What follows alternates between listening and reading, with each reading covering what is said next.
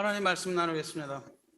우리 기독교에서 기념하는 절기가 여러 가지가 있죠. 그 중에서 가장 오래된 절기가 뭔지 아십니까? 기독교가 기념하던 가장 오래된 절기는 부활절도 아니고 성탄절도 아니고 감사절도 아닙니다. 기독교가 기념하던 가장 오래된 절기는 주현절이라고 부르는 절기입니다. 좀 생소한 사람도 많을 걸로 생각이 됩니다. 우리 장로교는 절기를 별로 중요하게 여기지 않습니다.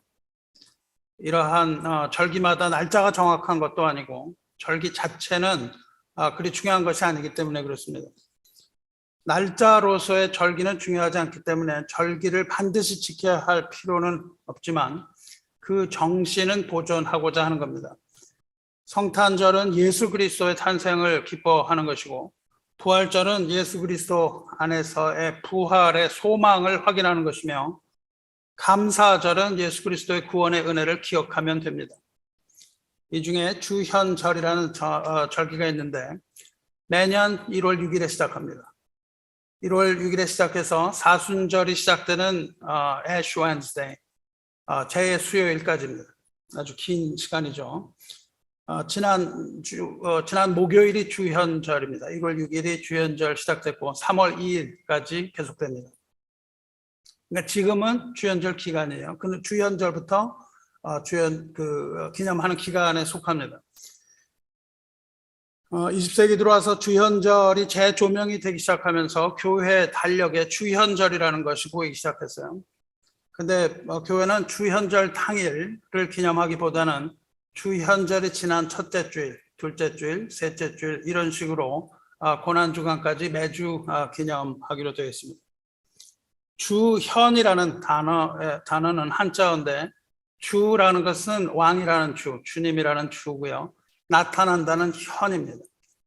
주현이라는 말은 주님의 나타나심입니다. 성탄절은 어린 아기의 예수의 태어나심을 기념하는 것이면 주현절은 주님께서 메시아로서 이 땅에, 이 세상에 나타나심을 기념하는 날입니다. 즉 메시아로 나타나신 날부터 이 세상에서 사역을 하시다가 고난받아 죽으실 때까지, 그러니까 이 땅에 사시면서 가르치시고 행하신 모든 일을 기념하는 절기예요. 그래서 사순절 기간까지를 잡습니다. 여러분이 장로교 달력을 보시면 알겠지만 1월 6일이 주현절이고 1월 9일 오늘을 첫째 주현절 후 첫째 주일이라고 하지만 달력에는 뭐라고 나와 있냐면 수세주일이라고 되어 있습니다.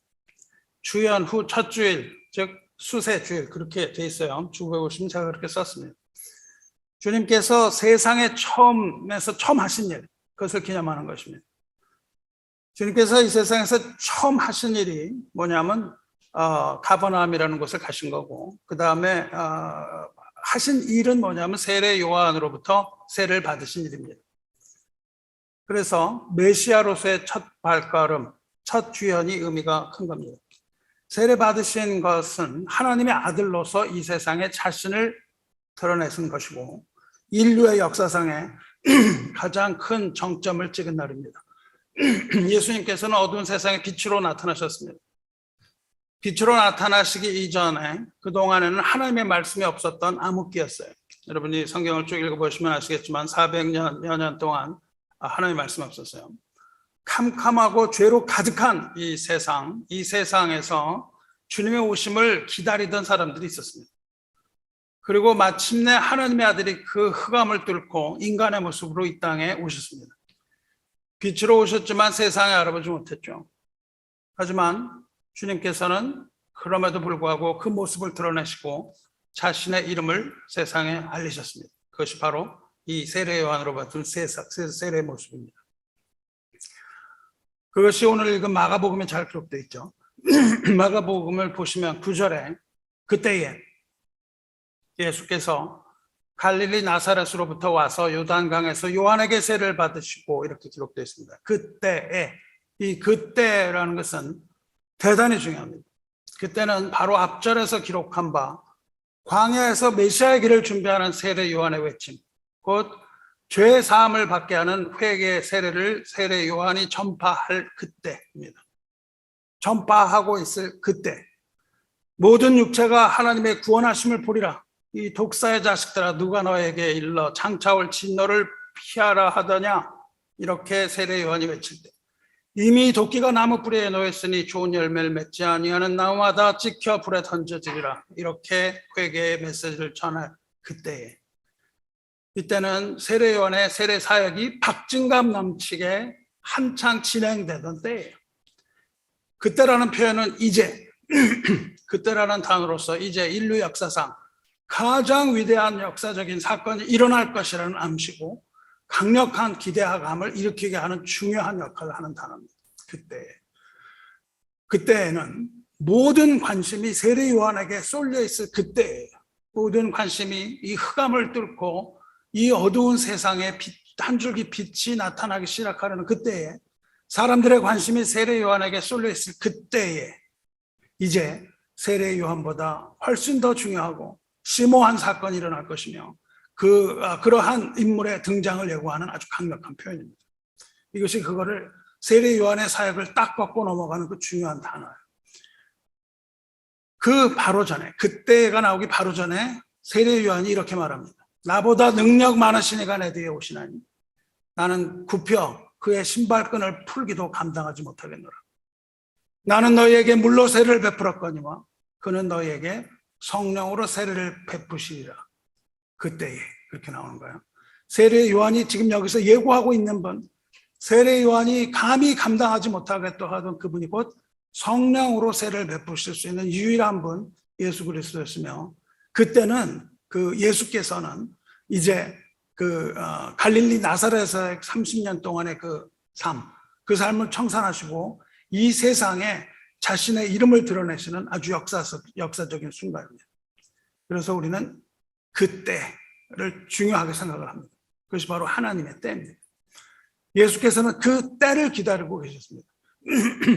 그 때는 어떤 팡파르를 울리듯이 왕이 이 땅에 오심을 알리는 그런 때입니다. 즉 마가복음의 이 부분, 오늘 읽은 이 부분은 새로운 역사의 시작을 알리는 대서사시의 서곡에 해당해요. 9절, 10절 보시면 요단 강에서 요한에게 세례를 받으시고 곧 물에서 올라오실세, 이렇게 기록되어 있습니다. 요단 강에서 요한에게 세례를 받으시고 곧 물에서 올라오실세. 사건은 아주 신속하고 긴박하게 진행됩니다. 세례를 받으실 때 예수께서는 물에 잠기셨어요. 세례라는 것은 죽음을 의미합니다. 예수께서는 세례를 받으신 후에 곧 물에서 올라오십니다. 올라오셨습니다 라는 표현이 있어요. 올라온다는 표현, 이 표현은 예수께서 죽음을 당하시고 죽음으로부터 일어나심, 죽은 자로부터 일어나심, 즉 부활의 그림자로 묘사가 되고 있습니다. 그리고 물에서 올라옴은 곧 땅의 첫 발을 디디는 것과 같습니다. 메시아께서 자기 땅에 나타나심, 즉 주현을 말하고 있어요. 주님께서 나타나심을 말합니다. 그래서 주연절을 논할 때 예수님의 세례를 말하는 겁니다. 예수님께서 처음 나타나심, 메시아로서 나타나심을 말하는 거예요. 예수님께서 세례를 받으시고 곧 immediately라는 표현을 사용함으로써 죽음이 그를 오래 가두어 주지 못하는 것을 표현합니다. 죽음이 그를 오래 가두어 주지 못하고 죽은 지 사흘 만에 부활하실 것을 미리 보여주고 있습니다. 십자가의 죽음, 부활, 이것이 예수께서 이 땅에서 하실, 메시아로서 하실 일이기 때문에 세례 받을 때 이미 그 표현이 나타나고 있어요. 뿐만 아니라 올라간다는 단어는 성전으로 올라갈 때 사용하는 단어입니다. 성전에 올라갈 때 이 단어를 써요. 예수님께서 성전으로 올라간다는 것은 무엇입니까? 성전이라는 것은 곧 하나님의 보좌, 천국을 말하는 것이죠. 그래서 부활하실 뿐만 아니라 하늘로 올라가신, 즉 승천을 의미하는 단어이기도 한 아주 중요한 단서입니다. 그래서 예수께서 이 땅에 메시아로서 오셔서 처음 나타나시는 순간, 그 메시아께서 이 땅에서 하시는 모든 일이 그림자처럼 순간적으로 이 한 문장에 싹 다 드러나고 있는 거예요. 예수님께서 그렇게 물에서 올라오십니다.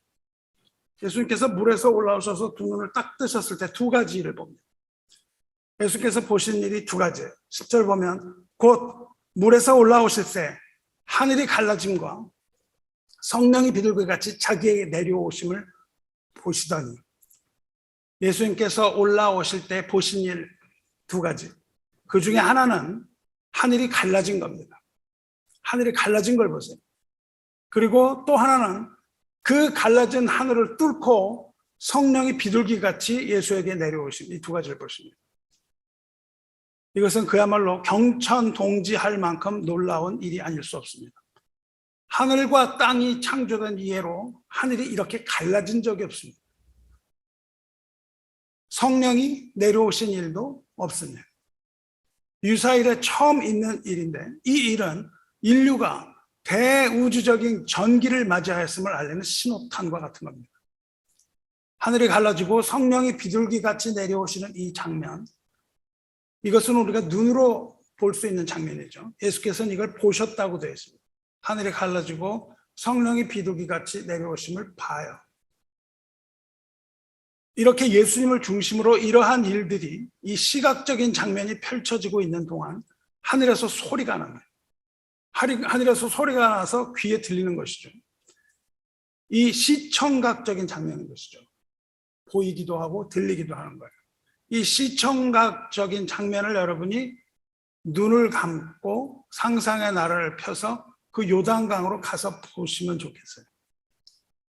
거기 가서 물에 잠겼을 때의 느낌이 어떤 것이고, 물에서 올라왔을 때의 느낌은 어떤 것이고, 하늘을 보았을 때 하늘이 갈라진 것을 보시면 거기서 성령이 내려와서 내려오는 것과 하늘로부터 소리가 나는 것, 이 눈을 뜨면 열린 하늘과 하늘로부터 내려오는 비둘기 같은 성령을 보고, 또한 귀에서 하늘로부터 들리는 그 목소리를 들으시길 바랍니다. 하늘의 목소리는 이렇게 말하죠. 너는 내 사랑하는 아들이라, 내가 너를 기뻐하노라. 이 누구의 음성입니까?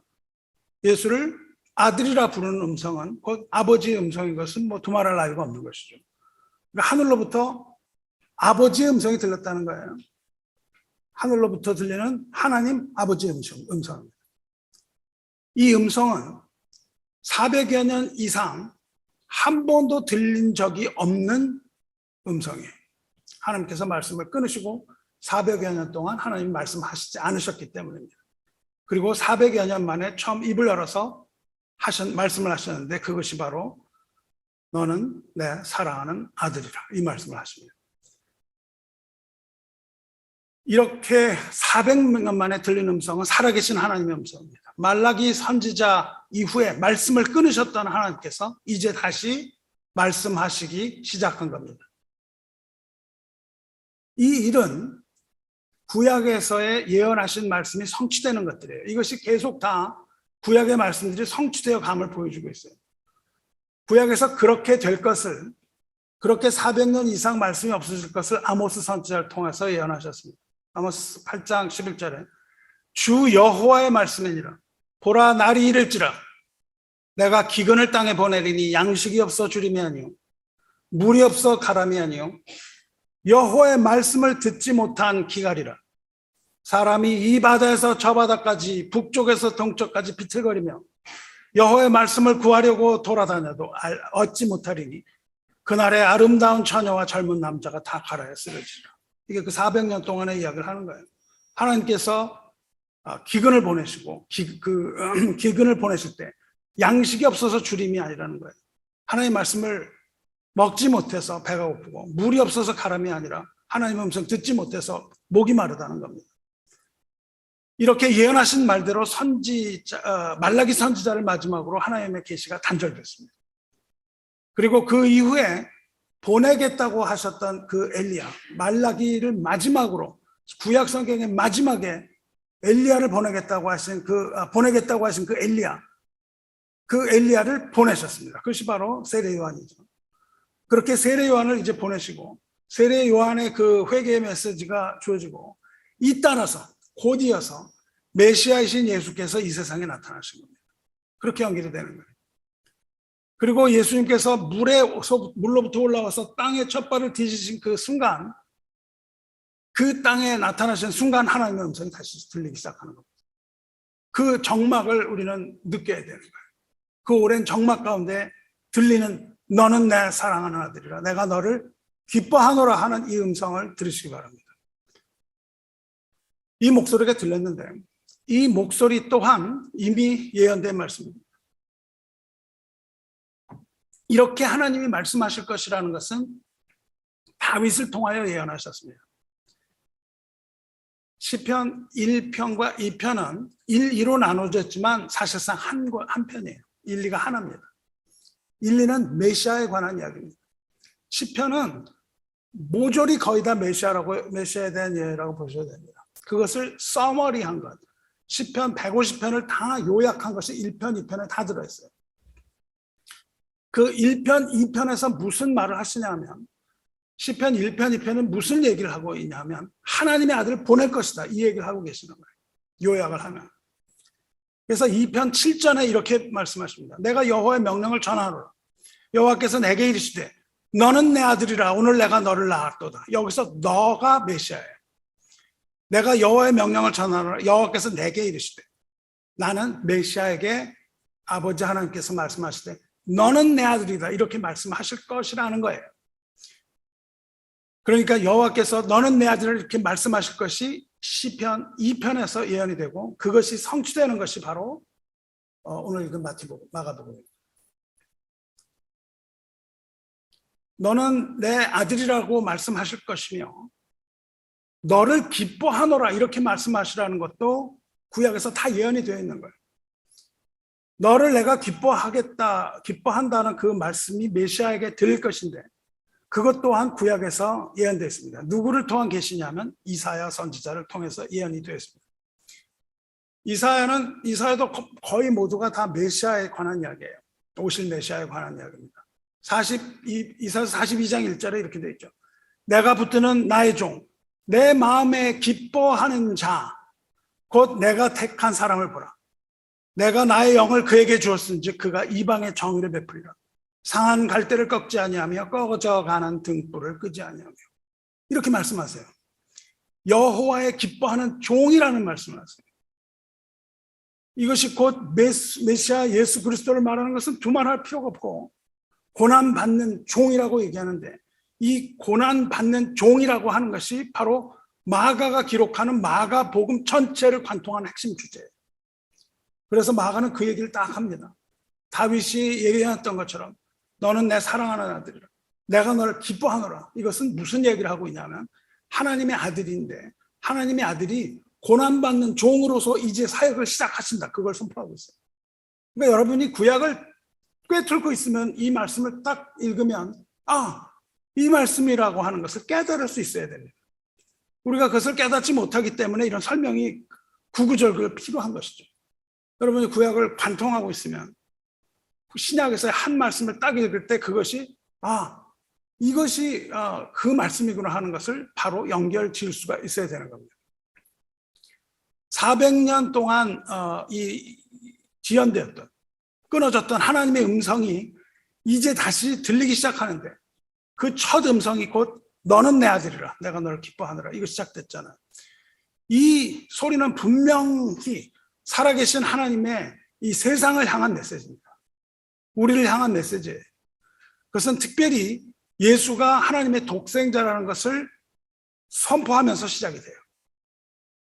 그리고 그가 성육신하여 이 땅에 오셨음을 아버지가 직접 육성으로 선포하시는 겁니다.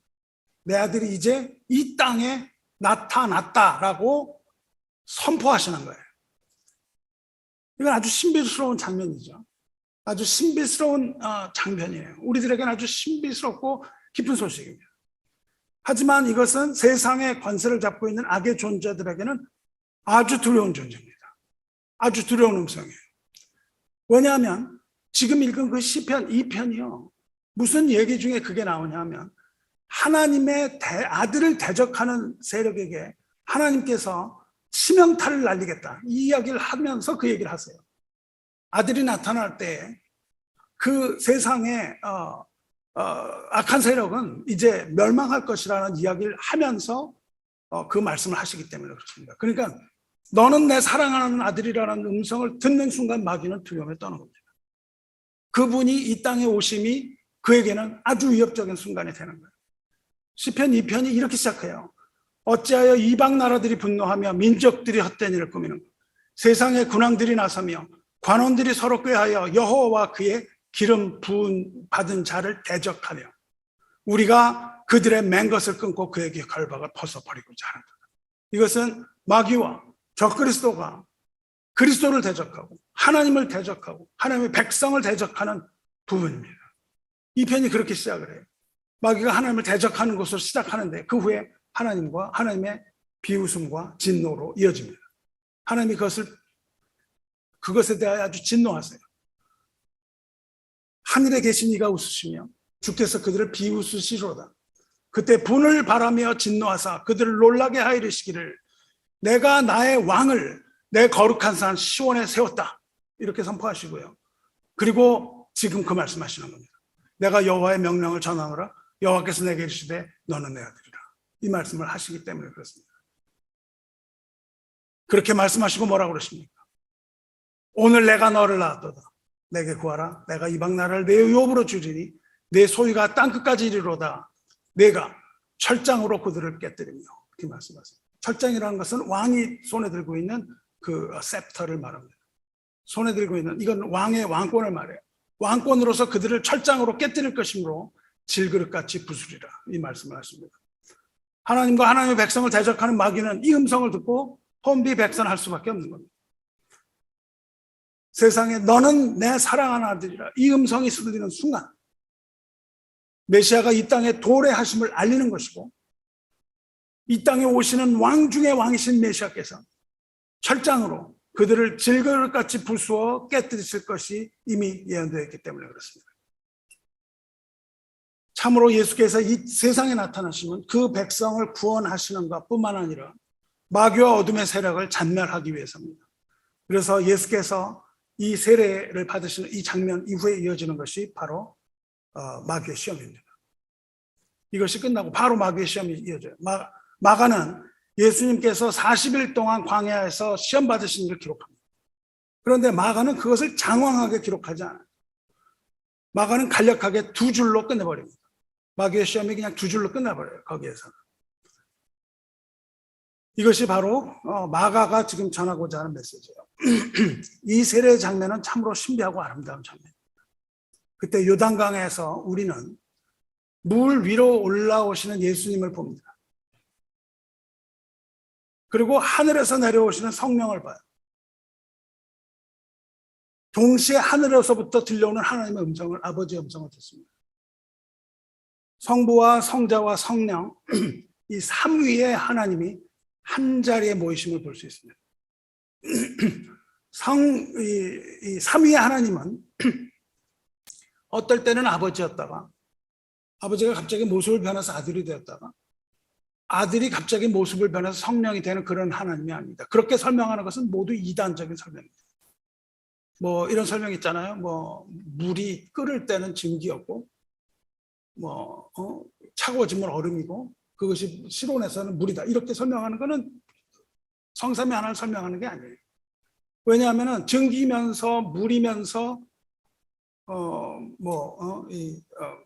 얼음 이게 동시에 존재를 못하잖아요. 그렇게 되면.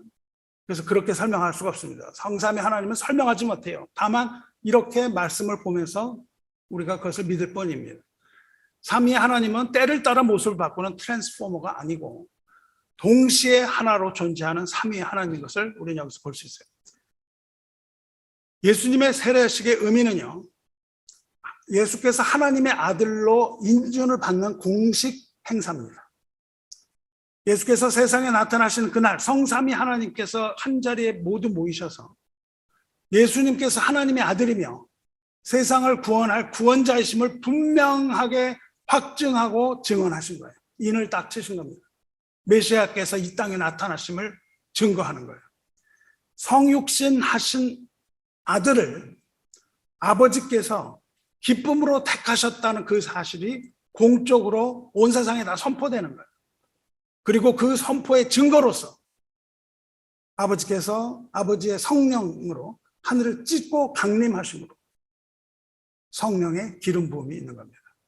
이 기름 부음이 바로 메시아라는 뜻이거든요.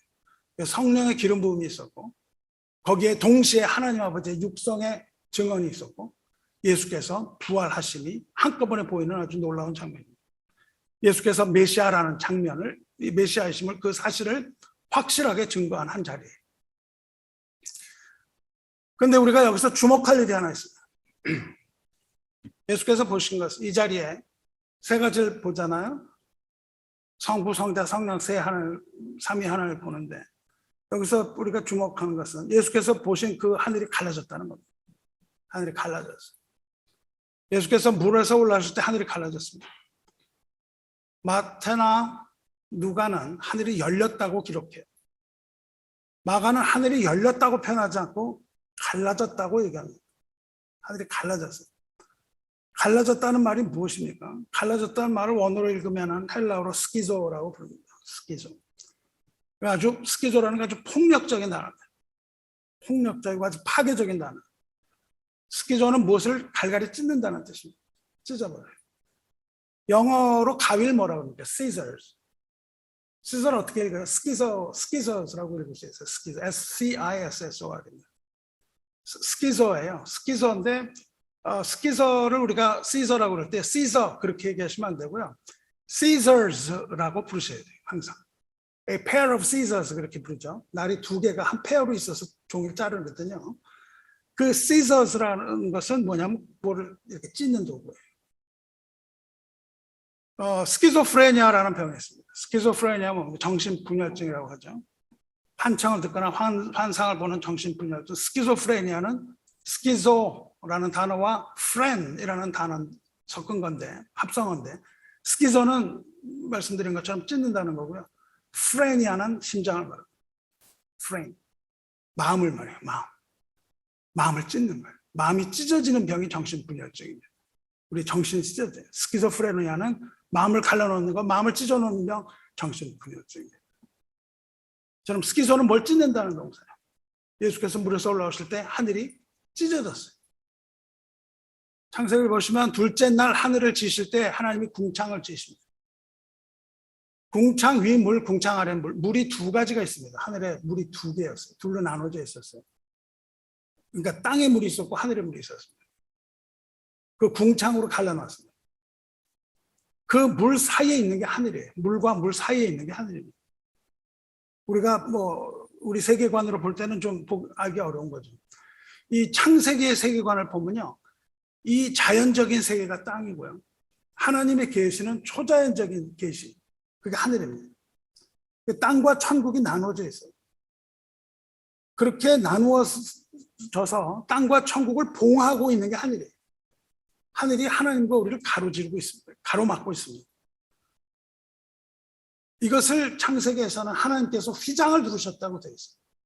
천국을 휘장으로, 베일로 가르셨어요. 베일로, 천막으로. 내 영혼아 여호와를 송축하라. 여호와 나의 하나님이여 주는 심히 위대하시며 존귀와 권위로 옷 입으셨나이다. 주께서 옷을 입은 같이 빛을 입으시며 하늘을 휘장같이 치시며, 베일로 치셨다는 거예요. 하나님께서 하늘을 휘장같이 치셨는데 휘장이 찢어졌어요. 그리고 갈라진 그 하늘로부터 비둘기같이 성령이 내려오십니다. 인간이 하나님에 대하여 반역의 죄를 지은 후에 천국은 밀봉이 됐어요. 인간이 갈 수가 없었습니다. 천국은 휘장을 두르신 하늘에 의해서 밀봉됐습니다. 그 어느 누구도 하나님의 나라에 들어갈 수가 없었어요. 하지만 예수께서 물 위에 올라오실 때 그 하늘이 찢어졌습니다. 하나님이 그것을 오픈업 하신 거예요. torn open. 하늘이 열리고 하나님께서 강림하는 이 장면이 어디냐면 구약에서 계시되고 예언된 겁니다. 이 모든 것이 다 구약에서 나타나요. 그 예언, 그것이 바로 오늘 읽은 이사야서 64장이에요. 이사야의 예언 가운데, 예언 중에 기도에서 나타납니다. 뭐라고 나옵니까? 원하건대 주는 하늘을 가르고 강림하시고 그래요. 이사야가 그렇게 기억을 해요. 하늘을 찢으시고 하나님이 강림하시옵소서, 그렇게 기도하거든요. 이사야 시대는 어떤 시대였냐면은 그 암흑기의 시대와 동일한 시대였습니다. 예수께서 오시기 바로 전과 같이 암울하고 어두운 시대였어요. 백성의 죄악이 크게 달았고 하나님의 백성들이 극도로 부패했습니다. 그리고 공동체적으로 완전히 무너진 시대였어요. 이러한 암울한 상황에서 백성들은 하나님을 향하여 부르짖으면서 호소하고 있습니다. 누가? 남은 자들이. 하나님을 기다리는 자들이 부르짖고 호소하고 있어요. 그래서 오늘 읽은 이 이사야서를 보면 세 부분으로 되어 있습니다. 그 문제, 그 죄의 문제를 해결하기 위해서 이사야가 간절히 기도하는 게 있어요. 이 모든 문제는 해결할 수가 없습니다. 이 모든 죄의 문제는 해결할 수 없습니다. 이 죄의 문제는 오직 하나님께서 이 땅에 내려오셔야만 해결됩니다. 이걸 기도해요. 그래서 이사야는 하나님의 강림을 간절하게 기도합니다. 그러면서 회상을 해요. 하나님께서 시내산에서 백성들에게 강림하셨던 것처럼 지금 이 시간 강림하여 주시기 바랍니다. 이것을 기도합니다. 원하건대 주는 하늘을 가르고 강림하시고, 이렇게 기도하죠. 주의 강림은 두 가지 목적을 동반합니다. 하나는 백성을 돌아보시며 하나는 대적을 진멸하시며, 이 두 가지 목적입니다. 하늘이 갈라지면 하나님의 진노를 말하고, 궁극적으로 갈라진 하늘은 하나님의 일을 멸하고 백성에게는 평화를 주시기 위해서입니다. 이것이 하늘이 갈라지는 일이에요. 그렇게 강림하실 때에 불이 섣불사르처럼 가를 것이며 불이 물을 끓이는 것처럼 산이 다 녹아내릴 거라고 얘기합니다. 여기서 진동한다는 단어는 녹아내린다는 뜻입니다. 그리고 기도합니다. 주께서 강림하시고 주의 원수들이 주의 이름을 알게 하시며 이방 나라들로 주 앞에 떨게 하옵소서, 이렇게 기도합니다. 예수 그리스도께서 세례를 받으시던 날 하나님께서 예수가 그리스도이심을 증언하셔서 원수 마귀에게 그리스도의 이름을 알리시는 겁니다. 그래서 마귀는 그 이름 앞에 떠는 거예요. 주의 강림을 기도하여 앞부분에 1절에서는 주님께서 강림하실 것을 기도합니다. 그리고 그 기도에 뒤따라 백성들을 대신하여 회개와 고백이 이루어집니다. 강림하여 주십시오. 그리고 우리가 잘못했습니다. 그 얘기를 하는 거예요. 그토록 암울한 시대에 있는 백성 중에도 주님의 강림을 바라고 주님을 기대하는 자들이 있었습니다. 그들이 회개하여 주님께서 강림하시기를 간절하게 기도하고 있었어요. 오직 주님만을 바라보고 기다리는 자들을 뭐라고 거기서 얘기하냐면 주를 앙망하는 자라고 표현하고 있어요. 앙망이라는 것은 바라보는 걸 말합니다. 주님만을 바라보고 있는 자라는 뜻이에요. 주 외에는 자기를 앙망하는 자를 위하여 이런 일을 행한 신을 예부터 들은 자도 없고 귀로 들은 자도 없고 눈으로 본 자도 없나이다. 주님께서 강림하시면 마귀를 멸하기 위함이지만 주님을 앙망하는 자를 위하여 강림하겠다는 거예요. 그러한 신이 없다는 겁니다. 주님을 기다리는 자를 위하여 하나님이 내려오시는 일이 한 번도 없다는 거예요. 우리 하나님은요, 주님을 기다리는 자를 위하여 하늘로부터 내려오시는 하나님이라는 겁니다. 그런 하나님은 이 세상에서 들은 적도 없고 본 적도 없다는 거죠. 주를 앙망하는 자, 하나님을 의지하며 죄로 얼룩진 이 악한 세상에서도 하나님의 개입과 하나님의 섭리와 하나님의 구원을 간절히 기다리는 자입니다. 주님을 기다려온 그 시므온과 하나 같은 이런 사람들을 말합니다. 사도 바울을 이런 사람들은 고린도전서에서 하나님을 사랑하는 자라고 얘기해요. 여기서는 이사야서는 하나님을 앙망하는 자, 하나님을 앙망하는 자가 곧 하나님을 사랑하는 자예요. 고린도서 2장 9절을 보십시오.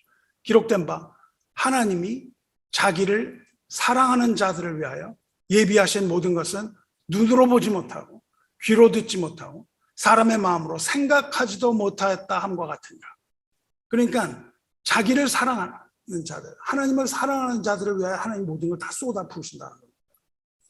오직 하나님만이 자신을 앙망하는 자들을 위하여 하늘을 가리고 강림하시는 분이시며 자기를 사랑하는 자에게 갚으시는 분이라는 것을 천명하는 거예요. 이사야는 강림하실 주님께서 선대할 대상은 기쁘게 주님의 공의를 행하는 자, 주님의 길을 기억하는 자라고 얘기합니다. 이 사람이 주님을 사랑하는 자예요. 주님을 사랑하는 자는 주님의 구원을 깨닫는 자입니다. 그리고 하나님께서 받으실 만한 그 기도를 드리고 하나님께 온전한 예배를 드리고 찬양을 드리는 하나님의 백성을 말해요. 이것이 언약 백성에게 하나님께서 평화와 안녕을 계속해서 베푸시겠다는 의미입니다. 하나님은 하나님을 사랑하는 자에게 모든 것이 합력하여 선을 이루게 하시는 분이에요. 그런데 하나님이 그런 분이라고 고백을 함에도 불구하고 이사야는 그 백성의 죄가 너무너무 깊은 것을 보고 탄식을 해요.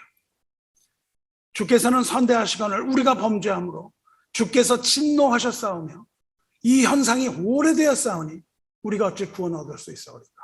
그럽니다. 이렇게 오래되고 깊은 죄악 가운데 우리가 어떻게 주님의 용서를 바랄 수 있단 말입니까? 하나님이 지금 이 큰 진노 가운데 계심을 인지한 이사야는 감히 그 앞에 나가기가 두려운 겁니다. 과거와 현재의 죄악, 이 모든 타락을 다 인식하고 애통하는 마음으로 지금 가슴을 치며 회개하고 있는 거예요. 세례 요한이 회개의 세례를 외쳤던 것처럼 이사야 역시 그 강림을 바라면서 강력하게 회개를 외치고 애통한 마음으로 처절하게 회개하고 있는 겁니다. 이 진정한 회개는요, 하나님의 진노를 두려워하는 두려움이 있어야 됩니다. 그 마음을 치면서 자신이 죄인임을 고백하고 하나님의 은혜를 구하는 겁니다. 우리가 회개하지 않으면 하나님의 진노가 우리를 쓸어갈 겁니다. 그러나 두려움으로 가슴을 치면서 회개하는 영혼은 하나님께서 불쌍히 여기셔서 구원하실 겁니다. 할렐루야. 이사야는 이 죄악이 너무 깊어서, 너무 뿌리가 깊어서 이 오랜 죄악으로 말미암아 하나님의 구원을 기대할 수 없다, 이렇게 애타는 심정으로 고백합니다. 우리는 다 부정한 자 같아서 우리의 의는 다 더러운 옷 같으며 우리는 다 잎사귀같이 시들므로 우리의 죄악이 바람같이 우리를 몰아가나이다. 여기서 우리의 의, 우리가 옳다고 생각하는 모든 것 다 더러운 옷이라고 얘기했는데요. 더러운 옷이라는 것은 아주 점잖게 번역한 거예요. 더러운 옷이라는 원학의 뜻은 더러운 걸레라는 뜻입니다. 우리가 옳다고 생각하는 게 다 걸레 쪽 같다는 겁니다. 우리가 스스로 옳다고 생각하는 자기의, 이거가 사실은 더러운 걸레 같은 뿐임을 자백해요. 주의 이름을 부르는 자가 없으며 스스로 분발하여 주를 붙잡는 자가 없사오니 이는 주께서 우리에게 얼굴을 숨기시며 우리의 죄악으로 말미암아 우리가 소멸되게 하셨습니다. 영적으로 아주 무기력하게 된 거예요. 지금 기도할 힘도 없는 겁니다. 우리가 회개하면요, 아주 무기력하게 되는 거예요. 영적으로 무기력하게 돼요. 땅바닥까지 내려가게 되는 겁니다. 영적으로 아주 그 무기력이 우리를 무감각하게 만드는 거고요. 우리가 하나님의 구원을 바란 면목이 없어지는 겁니다. 우리가 회개하면서 구원을 바란다는 것은 회개가 아니에요. 우리가 회개할 때는 하나님의 구원을 바랄 수도 없는 것처럼 느끼는 거예요. 우리는 소멸당해도 할 말이 없는 자다, 이렇게 느끼는 것이 회개입니다. 아, 내가 이제 회개하니까 나 이제 돌아서기. 이거는 회개가 아닌 것이죠. 회개하는 그 시점에서는 우리는 더 이상 우리에게 소망이 없다는 것을 처절하게 느껴야 되는 거예요. 그런데 그렇게 무기력함에도 불구하고 이사야는 하나님의 자비하심을 구합니다. 회개에 있어서 우리가 하나님께 구할 것은 하나님의 자비하심밖에 없어요. 그런데 우리가 자비를 구할 수 있는 근거가 없어요. 나의 어떠함으로 자비를 구할 수가 없습니다. 그래서 그런데 구할 수 있는 오직 한 가지가 있어요. 오직 한 가지는 뭐냐면은 하나님께서 우리와 맺으신 언약입니다.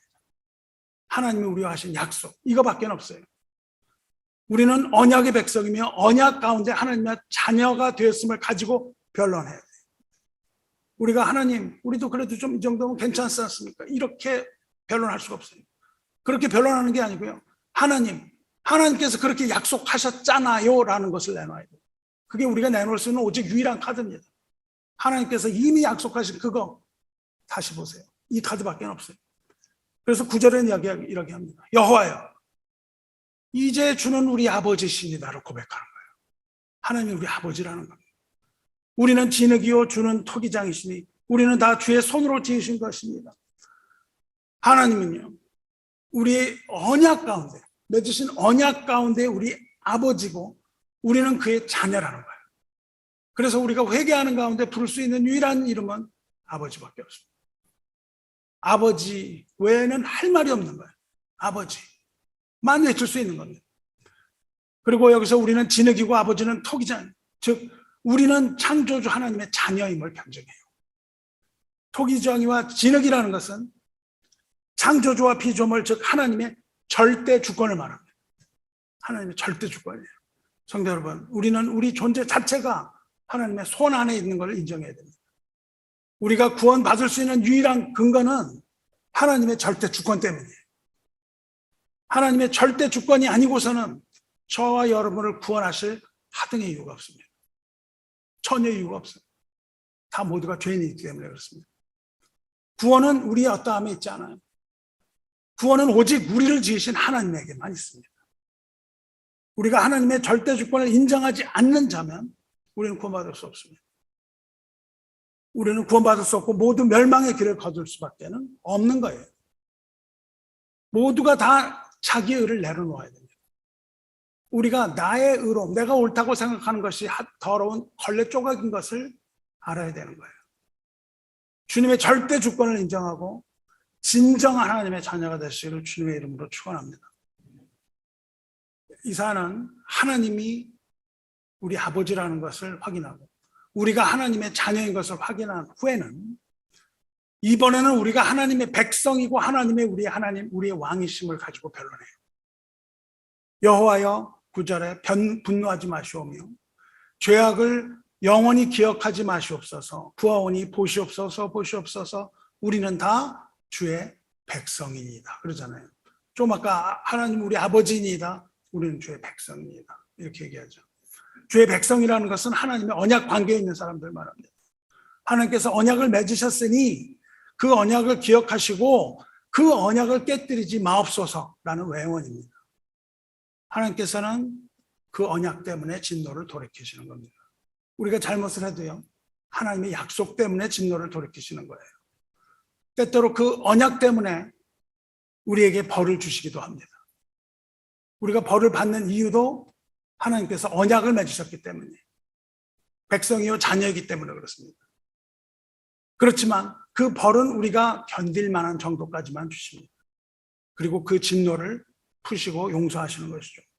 이 본문을 다시 돌아보면요, 주님의 강림을 기도하는 전반부, 그 다음에 백성의 영적 상태와 회개, 두 번째 진로를 풀어달라고 애원하는 그 부분 후에 10, 11, 12절 마지막에는요, 시온을 회복하여 주시옵소서 그렇게 기원해요. 주의 거룩한 성읍들이 광야가 되었다고 얘기합니다. 시온이 광야가 되었으며 예루살렘이 황폐하였나이다. 우리 조상들이 주를 찬송하던 우리의 거룩하고 아름다운 성전이 불에 탔으며 우리가 즐거워하던 곳이 다 황폐합니다. 이것은 예언의 말씀입니다. 지금 과거처럼 얘기하고 있죠. 그런 일들이 일어났던 것처럼 얘기하고 있죠. 그런데 이사야가 이 말을 하고 있던 이 시기는 이런 내용이 성취되기 전입니다. 성취되기 전에 미래에 일어날 일을 과거로 얘기하고 있어요. 이사야는 마치 이런 일들이 과거에 일어났던 것처럼 얘기합니다. 이미 이사야는 미래로 가서 보는 거예요. 그래서 이런 일들이 일어났다고 과거를 회상합니다. 성전이 무너질 거 미리 예언하고 있고, 그 예언이 이루어져서 실제 성전이 무너지죠. 실제 성전이 무너지고 예수께서 살만에 다시 일으키시죠. 여호와여 일이 일어나거늘 주께서 아직도 가만히 계시라 하시나이까. 주께서 아직도 잠잠하시고 우리에게 심한 괴로움 받게 하시라니까 변론합니다. 이 마지막 부분에서 이사야는 시온 공동체 회복을 요합니다. 공동체 회복을 얘기해요. 개인적인 회개와 호소록 앞에 나간 후에 이제 폭을 넓혀서 공동체 회복을 구하면서 성전의 회복을 구합니다. 이것이 바로 예언이 이루어지는 그 예언의 대목이에요.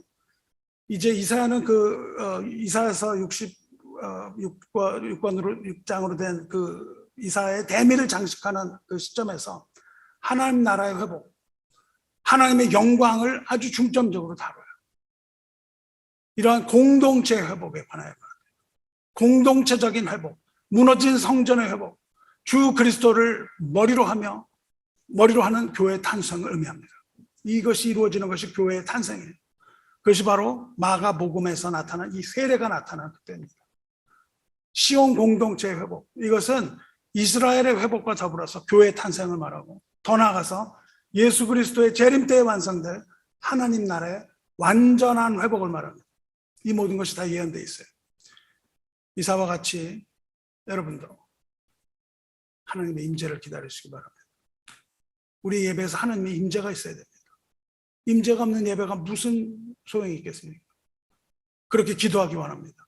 주님의 은혜를, 구원의 은혜를 기억하면서 어떤 어려움이 닥친다 하더라도 확고하고 흔들리지 않는 신앙 가지고 하나님의 자녀로서, 하나님의 백성으로서 담대히 하나님 앞에 나가 기도로서 모든 어려움 다 이겨내시기를 주님의 이름으로 축원합니다.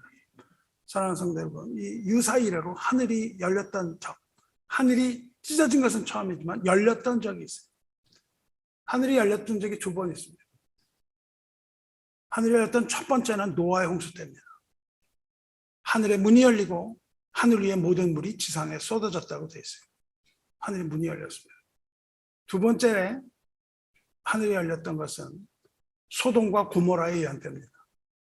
소돔과 고모라 때 하늘 문이 열리고 유황불이 쏟아지는 그 죄악에 대한 심판이 있었습니다. 그러나 그 이후에 이제 또 문이 열리는데 예수께서 요단강에서 세례받으실 때 열립니다. 그런데 이제는 심판이 아니라 구원의 하늘문이 열립니다. 비와 유황불이 거기서부터 쏟아진 게 아니라 비가 쏟아지지도 않았고 유황불이 쏟아지지도 않았고 무엇이 나옵니까? 이번에는 평화를 상징하는 비둘기처럼 성령이 임하시는 거예요. 땅과 천국을 나누고 있던 하늘이 열리고 땅과 하늘 사이에 그 예수 그리스도의 십자가가 서는 겁니다. 이제 그것이 사라지고 그 가운데 십자가가 서는 거예요. 그리고 그 십자가를 믿는 자마다 멸망치 않고 영생을 얻는 천국 복음이 선언되는 겁니다. 자기 죄를 회개하여 자복하고 예수 그리스도를 믿는 모든 자에게는 하나님의 나라가 허락되는 놀라운 일입니다. 땅과 하늘 사이에 선 이 그리스도의 십자가는 땅과 하나님의 나라를 연결해주는 통로예요. 그 도입니다. 십자가의 도. 그 도를 행하는 자마다 하나님이 사랑하시고 기뻐하시는 그 아들을 통하여서 천국으로 갈 수 있는 길이 오픈됐다는 거예요. 하늘과 땅이 휘장이라 그랬잖아요. 베일입니다. 그랬던 것처럼 예수께서 십자가에서 죽으실 때 성전의 성소와 지성소를 가르는 그것을 가로막고 있던 휘장, 그것이 찢어집니다. 동시에 찢어져요. 성경에서 찢어진다는 신한 성경에서 이 찢어진다는 동일한 성경을 딱 두 번 씁니다. 하나는 하늘이 찢어진 거고 하나는 성전의 휘장이 찢어진 거예요. 그곳을 나눈 휘장에는 하늘과 땅의 무늬가 그려 있습니다. 천국과 땅을 가르고 있는 하늘을 상징한 것이 그 휘장에 그려져 있다고요. 그 하늘도 찢어져 버렸어요. 지성소는 하나님의 임재하시는 곳이에요. 그것이 찢어졌기 때문에 사람들이 이제 휘장으로 들어갈 수 있다는 겁니다. 그전에는 휘장을 통해서 지성소로 들어갈 수가 없었어요. 하나님 앞에 나갈 수 있는 사람이 하나도 없었다고요. 근데 이제는 어떻습니까? 성전의 휘장은 하나님과 사람을 만나지 못하게 하는 그 막이었는데, 천국과 땅을 갈라놓는 하늘과 땅을 가르는 막이었는데 이게 찢어졌다고요. 무엇으로? 예수님의 죽음. 예수님의 죽음으로 갈라졌습니다. 이 휘장이 놀라운 일, 이것이 바로 마가복음 15장 37절에 예수님 숨지시는 시절에 일어난 거죠. 예수께서 엘리 엘리 라마 사박타니, 나의 하나님 나의 하나님 어찌하여 나를 버리셨나이까, 이렇게 소리 지르고 숨지셨을 때 38절에 이에 성소 휘장이 위로부터 아래까지 찢어져 둘이 되니라. 성소와 지성소를 가로막는 이 휘장이 위로부터 아래까지 찢어진 거예요. 그때 찢어졌다는 동사가 동일하게 스키죠. 좀 아까 말한 하늘이 갈라짐, 동일한 단어가 사용됩니다. 그리고 그때에 거기에 서 있던 백부장이 이야기를 합니다. 백부장이 그렇게 숨지심을 보고 이르되 이 사람은 진실로 하나님의 아들이었도다, 그렇게 얘기하잖아요. 하나님의 아들이라는 말이 세례에서 나오고요, 하늘이 찢어질 때 나오고요, 하나님의 아들이라는 것이 예수님 죽으시는 순간에 딱 나옵니다. 하나님의 아들이 죽으심으로 인하여 인간이 하나님 앞에 나갈 수 있는 권리가 회복되었다. 이게 하늘이 열린 의미입니다.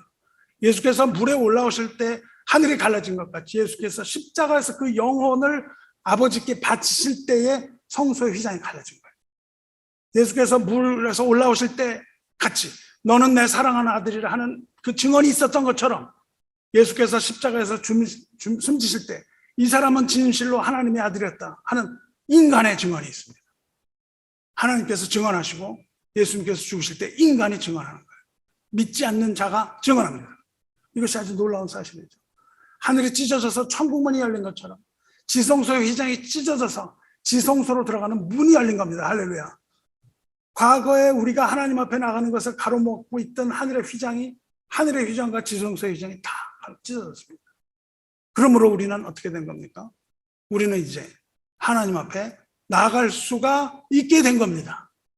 이 열린 성소의 문을 통해서 하나님의 보좌 앞에 나갈 수가 있게 된 거예요. 그리고 열린 하늘 문을 통해서 천국에 입성할 수 있게 된 겁니다. 주님께서는 십자가로 하나님과 평화를 주신 거예요. 하늘이 열릴 때에 평화의 비둘기 모습으로 내려오신 성령, 우리들로 하여금 하나님과 화평을 이루게 한 겁니다. 이제 우리를 가로막고 있는 하늘과 휘장을 완전히 찢어 발려 없애버리신 거예요. 우리는 더 이상 죄 가운데 죽지 않아도 되는 겁니다. 그리스도를 믿는 믿음으로 우리 모든 죄가 다 사해졌음을 믿으시기 바라요. 이것이 바로 곧 기쁜 소식, 복음이며 이것이 곧 예수 그리스도의 복음의 시작이라고 기록하고 있는 겁니다. 예수께서는 피로써 하나님과 인간의 화목을 이루셨어요. 예수님이야말로 그 화목과 화평의 표적입니다. 그래서 우리는 예수님을 평강의 왕이라고 부르는 거예요. 하나님과의 화평을 이루신 분입니다. 진정한 하나님의 사랑하는 의로운 아들인 거죠. 의로우신 하나님과 죄성을 가진 인간을 가로막는 벽을 제거하신 거예요. 하나님과 아들이 인간과 죽음을 그 연결하는 곳에 서 계신 거예요. 이것이 십자가입니다. 땅과 하늘을 연결하는 거예요. 그래서 인자가 들려야 하리라 말씀하시는 겁니다. 죽음이 심판과 파멸로 인간을 침몰시키지 못하도록 십자가가 굳건하게 가로막고 있는 거예요. 그리고 우리가 받는 이 세례는 무엇입니까? 그리스도와 연합하여 죽음과 부활을 동시에 맛보는 거예요. 우리의 죄와 허물과 이 패역함과 반역함과 이 죄의식, 부끄러움, 이런 것들은 이제 더 이상 우리를 하나님으로부터 떼어놓을 수가 없는 겁니다. 우리가 가지고 있는 그 모든 것들을 우리 하나님을 떼어놓지 못해요. 하늘이 갈라지고 회장이 찢어졌기 때문에 그래요. 우리는 이제 사랑하는 하나님의 아들과 한 몸이 되는 겁니다. 그리고 한 몸이 되어서 죽음과 부활에 동시에 참여한다. 부활만이 아니고 죽음에 동시에 참여한다고. 하나님께서 이 모든 일을 하셨는데 어떻게 하셨습니까? 성부, 성자, 성령, 이 세 분께서 요단강에서 함께 일하신 거예요. 하나님께서는 지금도 그 아들과 그의 영, 진리의 영, 이 세 분이 함께 일하고 계시는 겁니다. 하늘이 갈라짐, 이 갈라짐의 또 다른 의미는 그전까지 하나님 볼 수므로 없었으므로 우리가 하나님 알지 못했어요. 근데 이제 어떻습니까? 우리가 하나님을 볼 수가 있게 되었습니다. 그것이 바로 성부와 성자, 성령, 삼위일체 하나님에 대해 우리에게 알려진 사실이에요. 우리에게 깨닫게 하셨습니다. 예수를 통해서 계시된 말씀, 신약 성경을 통해서 계시된 말씀을 통해서 이제 우리가 어렴풋이 하나님을 알게 되는 거예요. 그전까지는 하나님을 몰랐습니다. 하나님께서 자기 사랑을 우리에게 보여주셨고 또한 하나님의 자비를 보여주세요. 창조하실 때에 수면 위에 운행하셨던 하나님의 영, 그 영이 예수께서 세례 받으시던 날 요단강 수면 위에서 운행하셨어요. 우리는 마치 우리가 바로 옆에 서서 그것을 보는 것처럼 생생하게 그 장면을 볼 수 있어야 돼요. 여러분 성경을 읽을 때 바로 옆에서 보는 것처럼 이걸 볼 수가 있어야 돼요. 믿음의 눈을 통해서 우리가 볼 수 있습니다. 그 장면을 그대로 봐야 돼요. 이렇게 생동감 있게 성경을 대하시기 바라요. 그 장면에서 그냥 읽어 나가지 마시고 그 장면을 계속해서 여러분의 믿음의 눈으로 보세요. 예수께서는 어느 날 갑자기 메시아로 툭 튀어나오신 것이 아니라 이처럼 하나님의 모습으로 나타나신 겁니다. 창조하시고 구원하시고 사랑하는 하나님의 모습으로 말입니다. 오늘 말씀 통해서 우리는 이제 하늘이 열린 것을 보았습니다. 이게 복음의 소식입니다. 이게 복음의 기쁜 소식이에요. 그런데 더 기쁜 소식은 그 문이 열린 것만 아니라 갈라졌다는 거예요. 다시 말해서 천국 가는 길을 막고 있던 그 하늘이 찢어졌고 하나님께서는 그것을 꼬매지 않으셨습니다. 열린 상태로 있는 거예요, 지금. 그래서 더 좋은 소식은 그 문이 아직도 열려 있다는 겁니다. 하나님이 그때 열고 닫으신 게 아니라는 거예요. 하나님이 그것을 찢으시고 찢은 상태로 우리도 그 찢긴 하늘을 바라보고 있는 거예요. 하나님께로 가는 길을 가로막은 휘장을 찢어버렸고, 오늘 살아가는 우리들에게도 천국 가는 길이 여전히 열려 있다는 겁니다. 여러분이 그 찢겨진 하늘을 보셔야 돼요. 이것이 천국 가는 길이 여전히 열려 있다는 기쁜 소식입니다. 주 안에 사랑하는 성도 여러분, 하나님께서 하늘을 가르시고 하늘로부터 은혜를 계속 부어주시는 겁니다. 하나님께서는 끝없이 은혜를 부어주세요. 우리는 하나님의 말씀을 읽을 때 그 하늘을 통해서 여러분에게 한없는 은혜를 아낌없이 부어주시기를 축원합니다. 우리가 우리 죄를 고백하고 회개하고 우리 마음을 하나님 향하여 열고 예수를 영접하고 그를 마음으로 믿고 입으로 시인하면 하나님께서는 그 문을 통해서 우리에게 천국의 기쁨을 맛보게 해주신다는 겁니다.